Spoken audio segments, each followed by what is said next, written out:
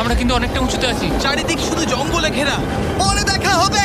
চলো দেখা যাক ওখানে কি কি পাওয়া যায়। এই ভিডিওতে আমরা অনেক প্রাচীন মন্দির ঘুরে দেখব, যে মন্দিরগুলোর অনেক গভীরে রয়েছে প্রাচীন মায়া সভ্যতার গোপন রহস্য। তোমরা এখন যা যা দেখছো, মায়ানরা সেগুলো চাইনি যে আমরা দেখি। আমরা এমন সব জায়গায় যাব যেখানে আগে কেউ যায়নি, এমনকি পৃথিবীর সপ্তম আশ্চর্যের একটা আমরা ঘুরেও দেখব। আর এইসবের জন্য আমাদের হাতে মাত্র 100 ঘন্টা সময় আছে। ভাই এই সিঁড়িগুলো কিন্তু বিশাল উঁচু। আগে আমি একটা এসকেলেটর খুঁজবো। চলো মায়া সভ্যতার গোপন রহস্য আবিষ্কার করা যাক। এটাই হলো মায়া সভ্যতার বিশাল মন্দিরে ঢোকার প্রধান দরজা। সুড়ঙ্গটা সত্যিই গভীর।